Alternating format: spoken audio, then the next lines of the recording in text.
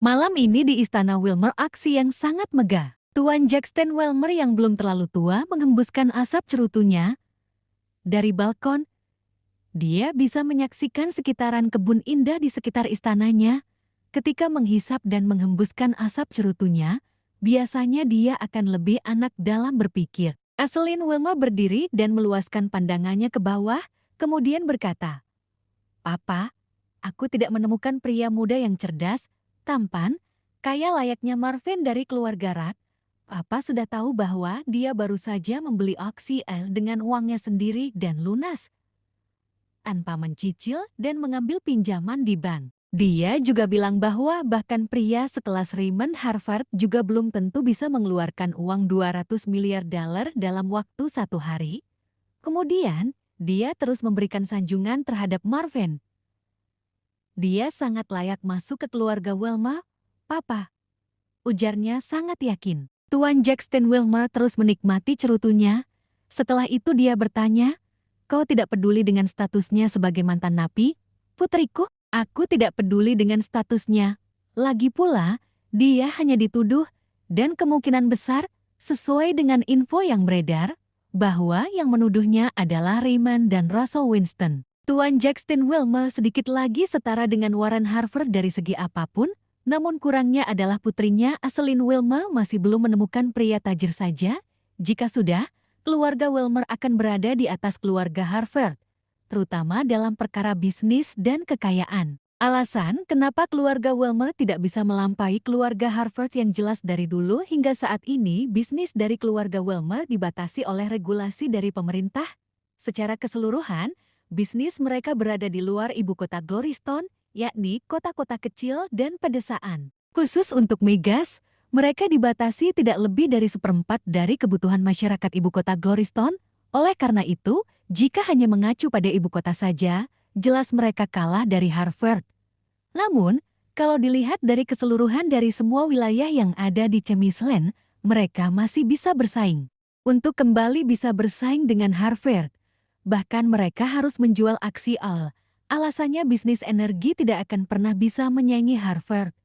Maka dari itu mereka mencoba melakukan pengalihan dari bisnis, dari sektor energi ke sektor teknologi. Uang dari hasil penjualan aksi AL, mereka mendirikan startup besar yang bergerak di bidang IT.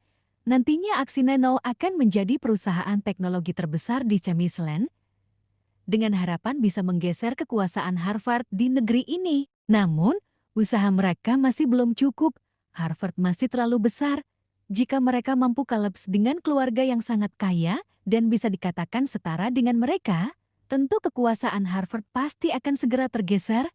Jika sudah terjadi, tidak akan ada lagi yang sok hebat dalam bisnis di Chemisland. Aselin menyandarkan punggungnya ke dinding pagar dan menghadap papanya, lalu berkata yakin, "Papa pasti sangat paham berapa banyak uang 200 miliar dolar dan uang sebanyak itu dikeluarkan oleh seorang pria yang dari dulu sudah diyakini banyak orang bahwa dia akan membawa kesuksesan pada keluarganya." Cukup lama Tuan Jackson berpikir, meskipun dia termasuk orang yang percaya bahwa Marvin bukan seorang teroris dan tidak layak disebut mantan napi, tapi dia harus tahu secara mendalam dari mana Marvin mendapatkan uang sebanyak itu. "Coba kau lakukan pendekatan dengan Marvin. Putriku, kau adalah wanita pujaan orang satu negeri. Jika kau tidak bisa menaklukkan Marvin, cap Dewi Chemisland bisa hilang dari dirimu. Serahkan semuanya padaku, Papa." Meskipun Marvin sudah memiliki istri, aku yakin dia pasti akan mau meninggalkan keluarga Winston, apalagi desas-desus terdengar bahwa pihak keluarga istrinya membenci Marvin lantaran kasus tersebut. Seharusnya Marvin segera keluar dari keluarga Winston. Aselin kembali membalik badannya dan mengawasi bunga-bunga indah di bawah sana. Temaram yang indah ini semakin indah jika ada Marvin di sampingnya. Setelah absen pagi di kantor Deaksi, Aselin mampir sebentar ke toko jam terbaik di Goristan. Dia baru saja membeli White Glorex V.18, harganya 900.000 dolar. Kemudian, dia bergegas menuju kantor Rek Electra. Karena berada agak di ujung Glorystone, perjalanan menempuh waktu sekitar 30 menit. Sesampainya di sana, kehadiran Aselin menjadi pemandangan tersendiri bagi warga kantor.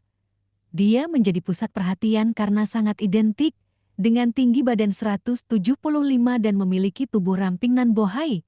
Dia telah merusak konsentrasi para pekerja pagi hari ini. Di resepsionis, dia bilang ingin bertemu dengan Tuan Marvin Rack. Ada urusan penting, katanya ramah sembari menyugar rambutnya ke samping. Hak tingginya membuat badannya terlihat makin tinggi. Petugas resepsionis menjawab ramah, Nona Eselin Wilmer, maaf karena saat ini Tuan Marvin Rack sedang berada di pembangkit. Beliau masih belum bisa diajak bertemu karena ada pekerjaan. Sampaikan padanya segera bahwa Nona Wilmer ingin bertemu sekarang karena penting. Lalu, antarkan saya ke sana. Eselin Wilmer bersama dua bodyguard-nya lalu masuk ke dalam mobil milik Rack Electra. Karena jarak dari kantor ke pembangkit tidak terlalu jauh, waktu tempuh tidak lebih dari 5 menit. Selama dalam perjalanan, kiri kanan jalan hanyalah tanah luas yang berupa ilalang dan hutan belantara, semuanya milik keluarga Rack. Sesampainya di lokasi, Eselin langsung diantarkan ke Marvin Rack. Ternyata Marvin tengah mengecek pembangunan pabrik. Melihat kedatangan Eselin yang tak terduga, Marvin sangat syok. Nona Wilmer, Anda tidak memberi kabar kepada saya bahwa Anda akan ke sini? Tanyanya dengan tatapan heran. Marvin mengajaknya menjauh dari lokasi karena di sekitar sini ada ratusan orang sedang sibuk bekerja. Suara mesin dari alat berat sungguh memekakan telinga. Jika ngobrol di sini, tentu tidak nyaman. Di sekitar lokasi pembangunan pabrik terdapat beberapa tenda sebagai tempat beristirahat khusus untuk orang penting perusahaan maupun orang penting dari pihak kontraktor. Di sini juga biasanya dijadikan sebagai tempat meeting dan membicarakan tentang proyek pengerjaan. Marvin memerintahkan kepada anak buahnya untuk mengosongkan satu tenda khusus buat Nona Wilmer. Silakan duduk, Nona Wilmer. Maaf tidak bisa menyediakan minum untuk Anda karena minum yang tersedia semua untuk para pekerja. Ucap Marvin lalu duduk berhadapan dengan Eselin. Nona tidak akan selera minum kopi seadanya seperti ini? Marvin tersenyum ramah meskipun hatinya mulai resah. Eselin mengawasi dua bodyguard-nya yang gagah lalu berkata, silakan kalian berdua berkeliling sana. Siapa tahu kalian menemukan harta karun milik Tuan Rack. Eselin tersenyum renyah.